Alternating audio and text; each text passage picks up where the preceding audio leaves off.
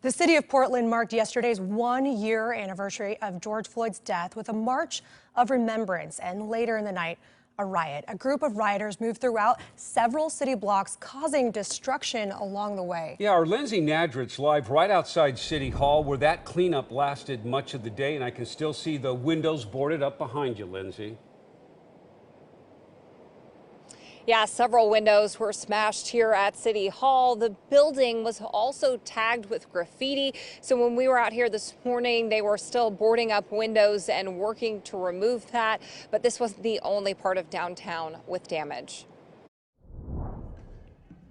Around 9:15, Portland police say a group of people lit a dumpster on fire and pushed it against the Justice Center while chanting, "Burn the building down." They say the group also tore down fencing around Chapman Square and used it to block the street. Police also say people threw frozen water bottles, eggs, metal spikes, and other items at officers. The group then moved through downtown, causing damage along the way. Community leaders we've spoken with in the past say this kind of destruction isn't helping further the cause of racial justice. That's something Kendra James's mother, Shirley Isidore, echoed as well when we sat down with her on the anniversary of her daughter's death. Kendra James was shot and killed by police during a traffic stop 18 years ago. Her mother is still searching for answers and wants police to be held accountable.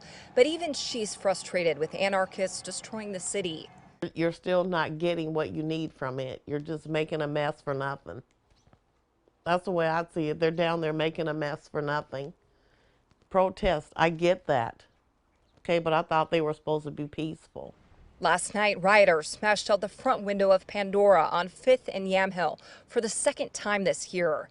Then a few blocks away on Broadway, staff at Ruth's Chris Steakhouse tell me a man with an aluminum baseball bat smashed out two of their windows around 10:30 as the group of rioters walked by. They said it happened when they were closing and tell me two customers were inside at the bar but weren't near the window and weren't threatened.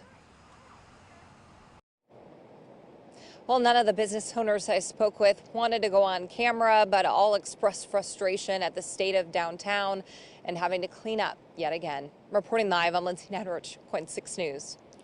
Lindsay, thank you. Portland police arrested 5 people in that riot you just heard Lindsay talking about after police say the violent crowd of people broke windows and lit fires.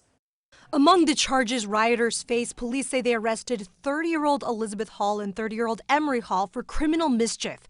Police also arrested 23-year-old Rhiannon Miller Griffin and 22-year-old Jacob Myers for criminal mischief. 21-year-old Jared Huber is facing a list of charges, including arson, criminal mischief, and riot.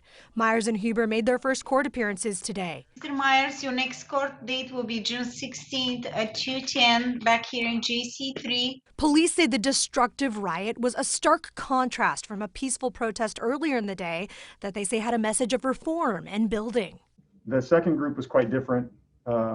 They seemed to have no message, although they were calling to burn down, out loud, to burn down the Justice Center. So I guess that was the message.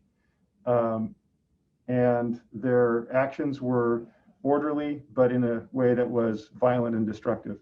They also say their resources were spread thin yet again yesterday. You'll remember they're drastically understaffed at a time when violent crime is reaching historic levels. At about the time some of this activity was happening yesterday, there was also what appears to be a murder. We arrested someone for murder yesterday afternoon.